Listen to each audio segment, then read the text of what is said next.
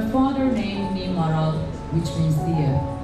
I grew up in a house overlooking the mighty Caspian Sea. My mother has always been a strong and independent woman. She was very firm that her children be raised close to nature and with discipline. Her rules were simple.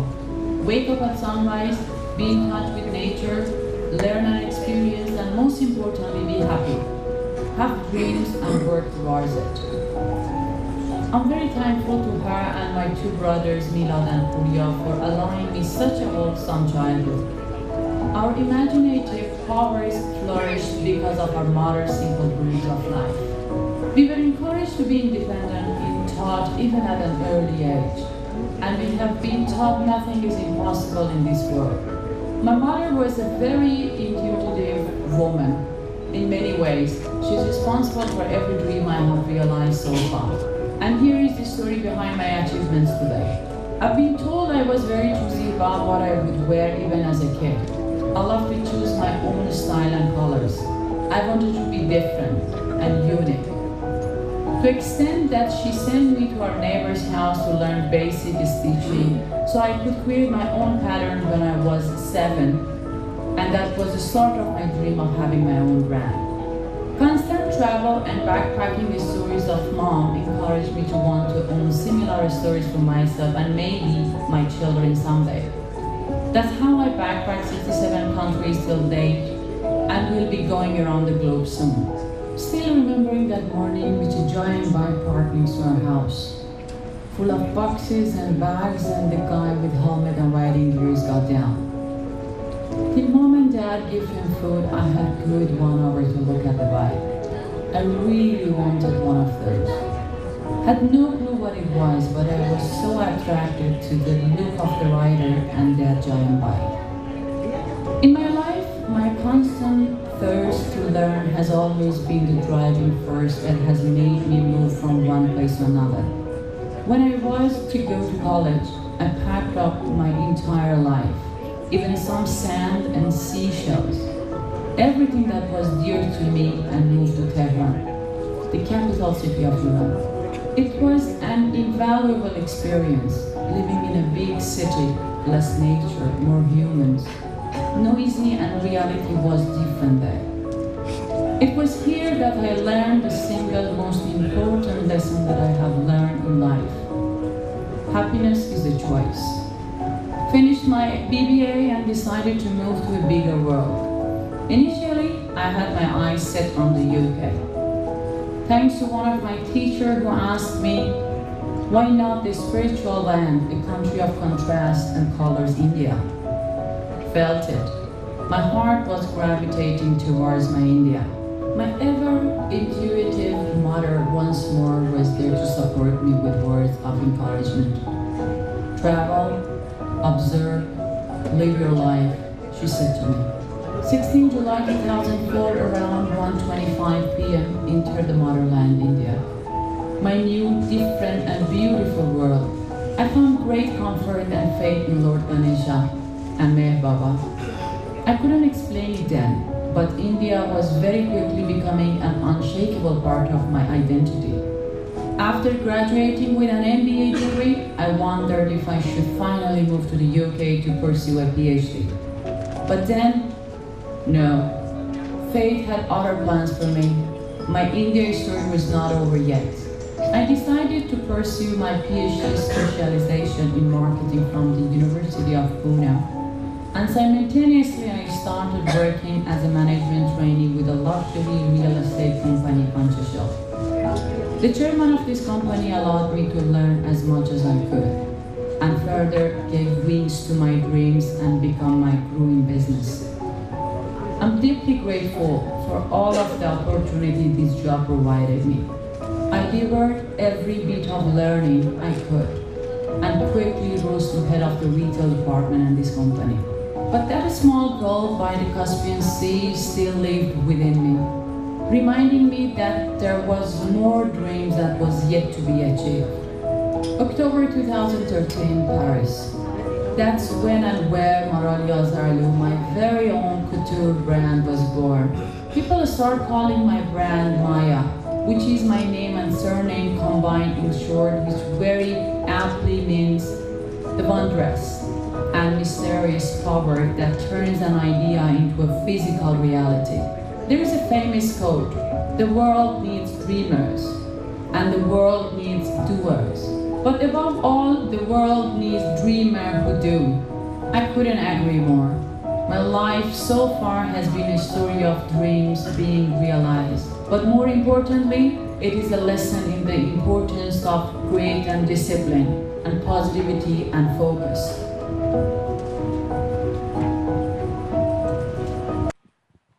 Now, I would like to call upon the stage the team of Humanity and production house of Mr. Farz Khan, that is Farz Khan Productions. And I would like my chief guest to be on stage this time, but she is not going to do anything.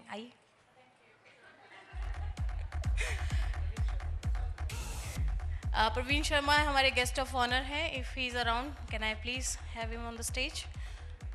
Kavita ma'am, Teesta ma'am, please stage पे आ जाइए. नामिका ma'am, आप भी आ जाइए.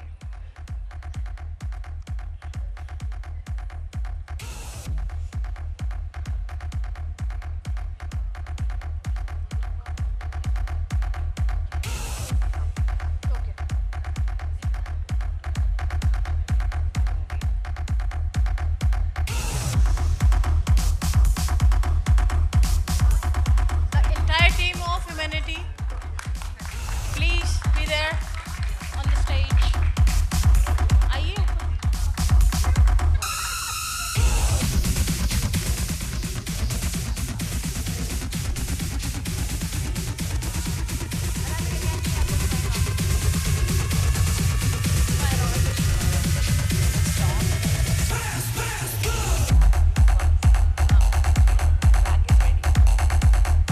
Thank you so much, Dr. Maral, and it's a pleasure to have you on stage.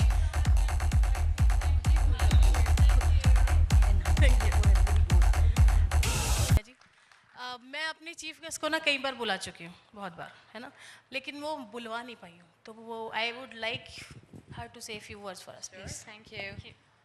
First of all, I'm really glad to be here and see such a wonderful women because I believe women have power and they are the one who actually can run in any field. I know maybe you guys, you girls or you guys are thinking, well, I'm here because I'm the only foreigner here. I'm gonna say I moved to India 15 years back, and I believe your nationality not gonna be the country you born. Nationality will be the country you love, which for me is India, and I've been here for 15 years. When I got here, I was 20 years old, 21 to be precise, and then I studied here MBA and PhD in marketing. And I joined in a company called Panchashil, and I worked for 11 years. And then fashion designer as well, launched my brand in Paris, Rome, Milan, London, and then in India. 15 March, which is close to a year now, I decided to leave India and travel the world on my motorbike. And when I was in India, I was Iranian women are not allowed to ride a motorbike, and I born in Iran.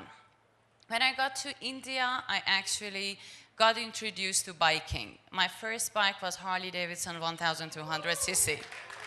And I was the only woman who had attending Harley Davidson India national and international ride to Bhutan. Then I bought a Ducati, and I became the first Indian woman to own and ride a Ducati. Then I bought a BMW GS, and I became the first Indian woman in the BMW GS. Yes, for the biking. And then I clocked around 124,000 kilometers in 5 years, which they call me Queen of Superbike of India. And 15th of March, I decided to leave and set the new record and come back. I had a very dear friend who is a photographer and documentary maker with me. We started together. Unfortunately, around 4 months back, he couldn't continue the ride when we were in Argentina because he got a problem with his health, and everybody were waiting to see what I do. And I decided to continue solo.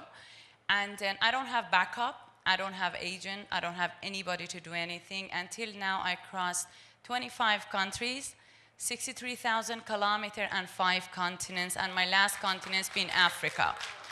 Been Antarctica. I carry Indian flag with me, and that's the first flag go up. And then I've been a first rider from India who put the flag up in Antarctica, and for many other countries. I came here because I have to do the paperwork, and I got the call from Faraz Khan, and thank you so much for the invite. I'm here only for a week or 10 days, and I'm flying back to Africa. My next leg is Africa and then Europe. And the flag gonna be up for Asia and Middle East, not as a woman, as a rider, because there is not been a man do what I'm doing. That's the reason when they say women, I'm like, watch out if you wanna say they can or not. Because I proved it, and everybody tell me then I should not ride solo in Africa, but for me is, I'm gonna go, world is a beautiful place, and I can definitely do that. And whatever we go through it, because I majorly don't stay in the hotel. I put the tent up, middle of nowhere. I cook my food on the road, and I wake up the next day and continue. Maybe you cannot imagine how that's gonna be, because there is weather, there is different situation, there is different things which will be harmful or dangerous for the women as well. But thanks to God, and thanks to all the people and the friends who are my well-wisher, that till now gone really, really well. And I'm glad to say that another 5 months, the flag of India and definitely my birthplace, Iran, gonna go up as the first one in Asia and Middle East. Yeah. And in my design, whenever they ask me, when I showcase in Paris, then London, then I came back to India, they ask me who you want to make clothes for. What is the ideal that you have? And my answer to that was, for me, the strong woman and achiever is not the one that we know on a TV or we hear in the news. For me, even my office girl who's trying to survive and going through the battle in her life, for me is an achiever, and I will be really glad to design for them and do anything. All beautiful women here. I'm gonna be on the road for another 5 months. You can reach out to me on WhatsApp. I design my everything on WhatsApp and send it back, because I'm studying design and culture wherever I go in small villages of the world. You're most welcome to message me even I'm on the ride. Whenever I have Wi-Fi, I will be glad to design for all of you girls. And here is a discussion, and all the beautiful women thanks their husband, dad, brother, and the male in their families, which I really believe being feminist doesn't mean to be against men.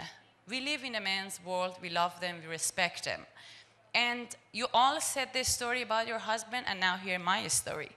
When I started, as she was shocked actually to hear that, I was single, I was working for the longest time, and I had an old friend which kept coming and meeting me, and then we finally thought that we want to make this serious. When he proposed, I accepted, and I was middle of the ride. Then he said, I do not want you come off your route to marry. I come to your route and we marry. He flew to Peru, and I got married in Secret Valley and Machu Picchu.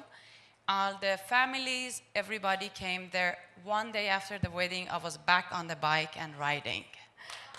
There are men in this world, like all of you who are sitting here, which are the great support of the women.